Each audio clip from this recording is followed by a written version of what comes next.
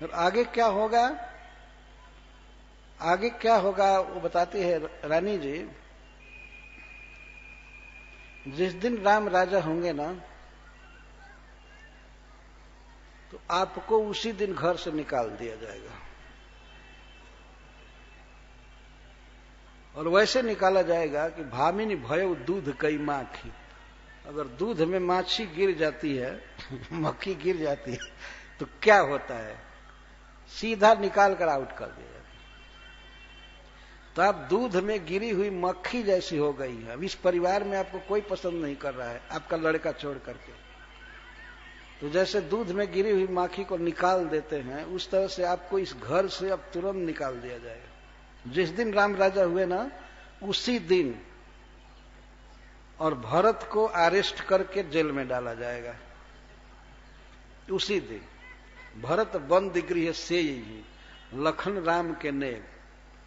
और लक्ष्मण तो vice king या जो भी वाइस कहिए, अब तो बनेंगे राम के नेब, मतलब उनके बाद वाला पद, महामंत्री बनेंगे।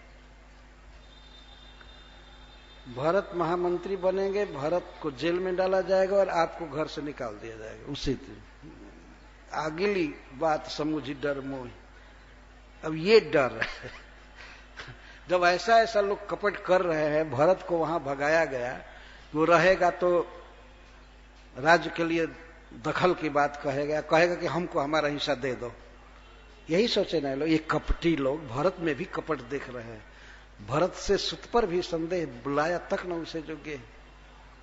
मैथिली शरण गुप्त जी ने लिखा है साकेत में, कई बार बार सोच रही है, भरत से सुत पर भी संदेह, बुलाया तक न उसे जोगे। भरत जैसे पुत्र पर भी राजा दशरथ को संदेह हो गया। क्या भरत कभी राम के राज तिलक में बाधा देगा? कभी ऐसा नहीं हो सकता है, कई स्वयं कह रही है। लेकिन ऐसे पुत्र पर भी राजा ने संदेह किया, केवल मंथरा के बातों से प्रभावित होकर के वो कह रही है, भरत से सुत पर भी संदेह, बुलाया तक न उसे जोगे। यही बात कैकेयी के मन में धंस गई थी कि जरूर कपट किया जा रहा है।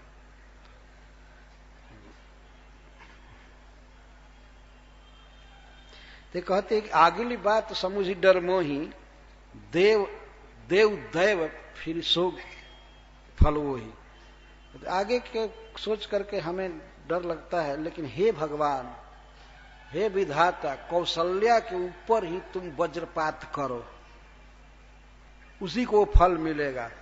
आपका अनहित करना चाहती है ना वो फल उसी को मिलेगा। इस तरह से बात कह रही है। रचि पच कोटिक कुटिलपना, किन्हसि कपट प्रबोध, कहसि कथा सत सवति कै, जहि विधि बाढ़ विरोध। सैकड़ों सौतों की कथा कहने लगी। इस सौत ने ऐसे दुख दिया इसको, इसने दुख दिया। कहसि कथा सत सवति कै, तो सत कम से कम तो 100 कथा सुनाई। जही विधि बाढ़ विरोध, जिससे कैकेयी के मन में माता कौशल्या के प्रति विरोध बढ़े। विरोध बढ़ाने वाला प्रवचन कर रही थी। भगवान से प्रेम कराने वाला प्रवचन होता है, और भगवान को वन में भगाने वाला प्रवचन ये कर रही है। जय विधि बाढ़ विरोध। भावी बस प्रतीति उरयाई, पूछ रानी पुनि शपथ देवाई। तो रानी को विश्वास हो गया। भावी का अर्थ होता है ईश्वर की इच्छा, भगवान की इच्छा। तो उसे विश्वास हो गया, तो फिर शपथ दिला रही है, हमार क्रिया एकदम साच साच बोल। वो इस तरह से कह रही है, अपना शपथ या भरत का शपथ, या हमारे कपार पर हाथ रख करके बोलो। अगर तुम झूठ बोलोगी तो मैं मर जाऊंगी। फिर भी वो मरो चाहे जियो, उसको तो बोलना ही है। लेकिन कैकेयी को कितना विश्वास है कि अगर झूठ बोलेगी तो हमारे मस्तक पर हाथ नहीं रखेगी, हमसे इतना प्रेम करती है। कितना भ्रम में व्यक्ति होता है। शपथ दिला करके और पूछती है क्या सही बात है ये? क्या सही बात है कि राजा दशरथ हमारे विरुद्ध चल रहे हैं, एक चल रहे हैं, वो चल रहे हैं, राम हमसे प्रेम करना छोड़ दिए, कौशल्या हमसे विरोधी हो गई। तब मंथरा कहती है का पूछहूं तुम अजहूं न जाना, निज हित अनहित पशु पहचाना। अरे एक एनिमल भी, पशु भी अपना हित और अहित समझ जाता है, और तुम इतना बोका हो, तुम्हारे समझ में नहीं आ रहा है। इस तरह से बोल रही है। का पूछूं तुम अजहू न जाना। अरे इतना मैंने बात कहा, अभी भी तुमको समझ में नहीं आ रहा, तुम्हारी बुद्धि नहीं खुल रही है। तुम शब्द लगा रही ना, का पूछूं तुम अजहू न जाना, तुम अभी नहीं समझी। क्या तुम्हारे दिमाग में है गोबर भरा हुआ? निज हित अनहित पशु पहचान। अरे पशु भी अपना हित और अनहित पहचान जाते हैं, कौन उनसे प्रेम करता है, कौन नहीं करता। ना हित है, एक कुत्ता भी जानता है। हाईवे पर चलने वाला कुत्ता जान जाता है कि ऐसे चलना चाहिए, नहीं तो ट्रक धक्का मार देगा, है ना, बच करके चलता है। कभी कभी कुत्ते अकेले चलते हैं, बल्कि मनुष्य के बच्चे को जीटी रोड पर कर दीजिए तो धक्का लग जाएगा, उनके पास कोई बुद्धि नहीं होती है। पर कुत्ते, ये जानवर, कोई कोई, केवल भैंस और सुअर को छोड़ करके बहुत बुद्धिमान होते हैं। अकेले घूमते हैं और संकट से बच जाते हैं, घूम करके आ जाते हैं, और ये जानते हैं कि हमारा वास्तव में कौन हितैषी है और कौन हमको ढेला मारेगा, कौन दुत्कारेगा, वो सब जानते हैं।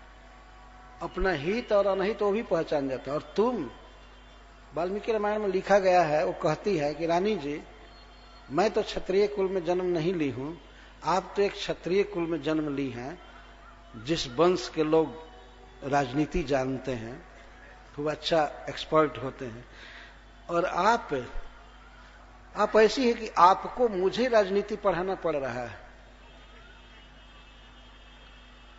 आप एक बात का जवाब दो ना, पूछ रहे हो शपथ दे करके, भरत को क्यों भेजा गया, जरा बोलो। और भेजा भी गया तो ये जो दिन रखा जा रहा था राज तिलक का, तो इसके पहले याद आया नहीं ना राजा दशरथ को? भरत उनका बेटा है, याद आया था? आप क्या सोच रही हैं? अगर ये राम बहुत प्रिय है हमको, प्राण समान राम प्रिय मोरे, राम बहुत प्रिय है, कौशल्या प्रिय है, दशरथ जी प्रिय है, ये है वो है, आपको इतनी बुद्धि नहीं है? घर में इतना बड़ा महोत्सव हो रहा है और अपने खास पुत्र को नहीं बुलाया गया, आप क्या सोच रहे हैं? आपकी बुद्धि कहां चल रही है? बार बार शपथ खिला रही, इस तरह से मंथरा बोल रही है। ये सारी गलती कैकेयी की है, वो क्यों सुन रही है?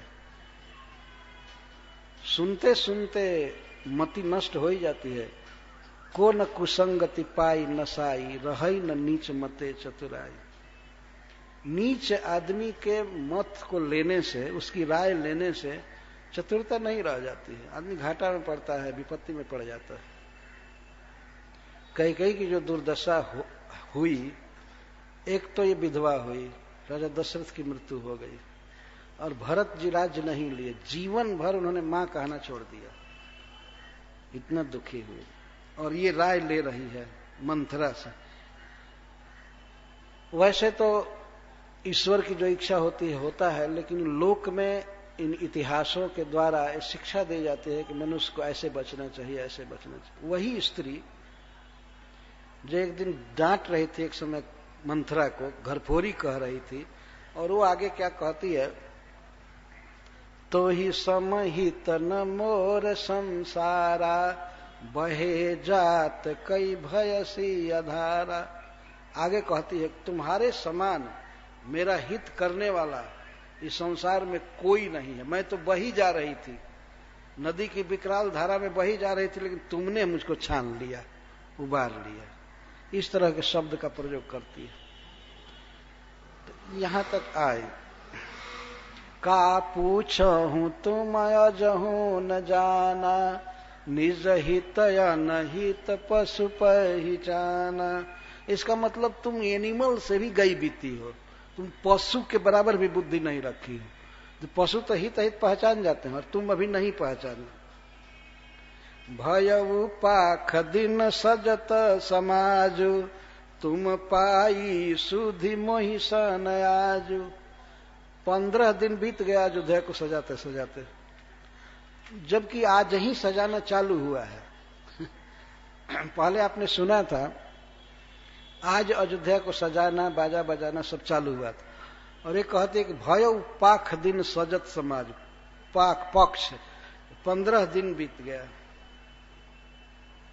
और तुमको खबर नहीं दिया गया। तुमको खबर मिला मोहिसन आज, मेरे द्वारा ही। अगर मैं नहीं कही होती तो पता नहीं कितने दिन के बाद तुमको पता लगता। 15 दिन से अयोध्या सजाई जा रही।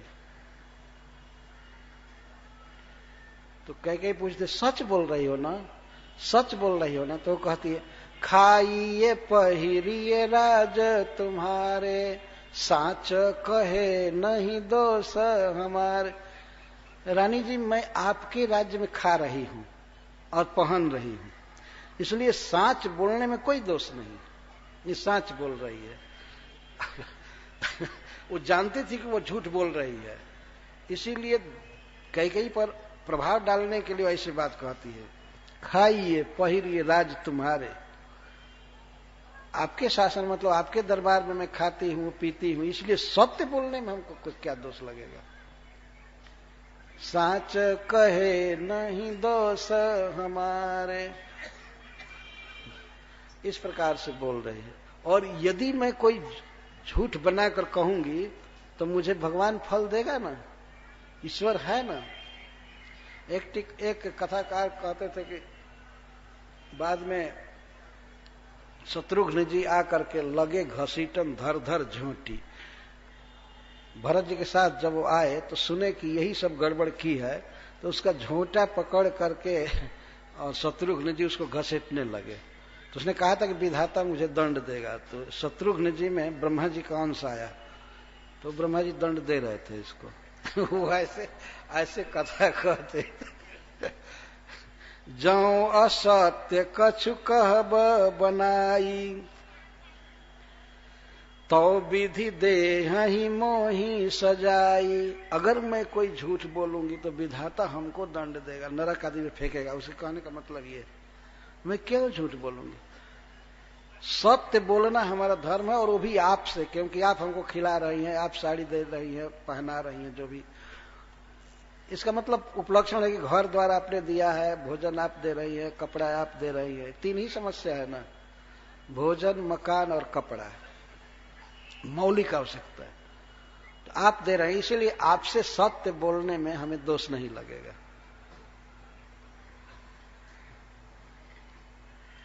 और राम ही तिलक काल जो भयऊ, तुम कहाँ विपत्ति बीज विधि बयऊ। अगर देखिए रानी जी, कल राम का राज्य तिलक हो गया ना, तो विधाता आपके लिए विपत्ति का बीज बो दिया, ये समझ लीजिए।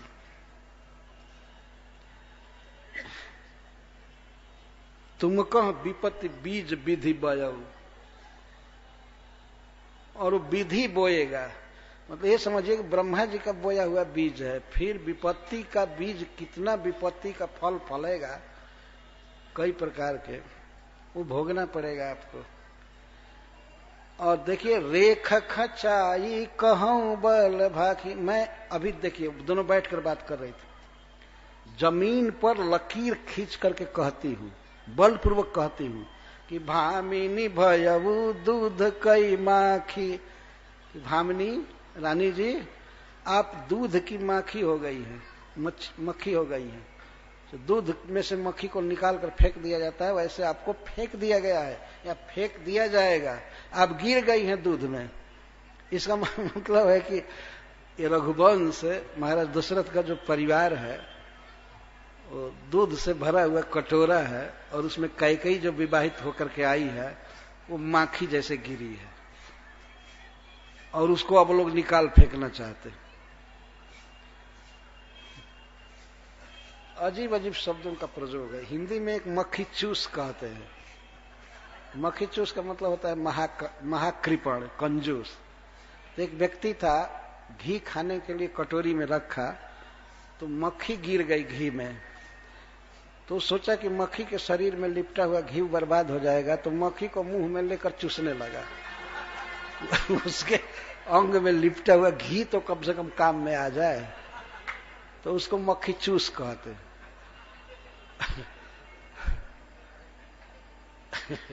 महाकंजूस कृपण।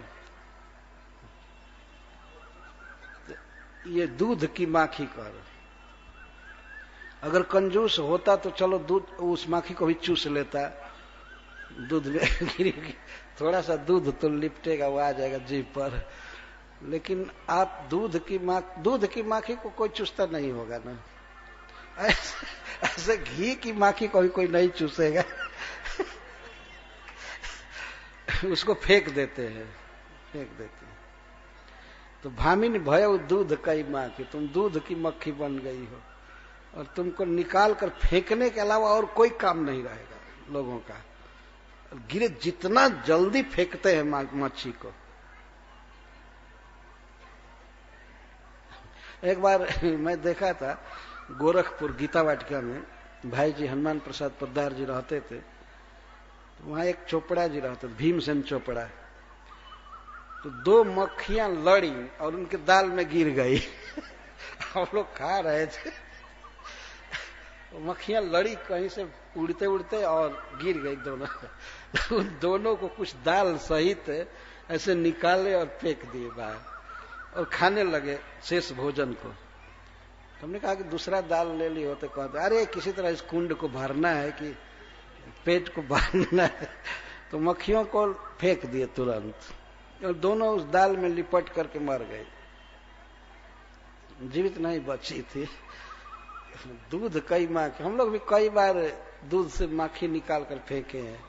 तो इसलिए गोस्वामी तुलसीदास जी का यह उदाहरण बहुत अच्छा है, अप्रोप्रिएट है, उचित है। दूध की मक्खी बनी।